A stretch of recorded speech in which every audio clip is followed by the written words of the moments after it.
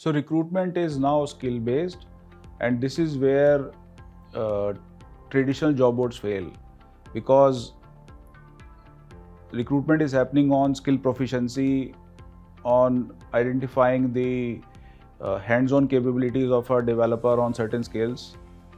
The information is completely missing in the resume, and there is no way to search that sort of information on a job board. TechGig conducts roughly 300 plus recruitment contests in a year.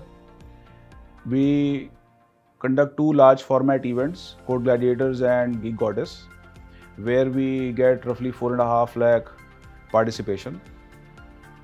Then more than 1 million developers every year self-assess and come to TechGig to practice on different skills, practice on coding problems.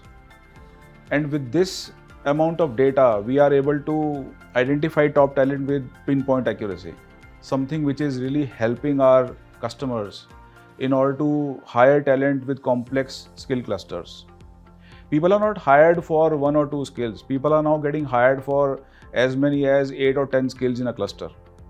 If you want to hire a person with, say, 90 percentile in one skill, or 70 percentile in another skill, or 100 percentile in another skill, it is very difficult to identify this sort of information in a job board.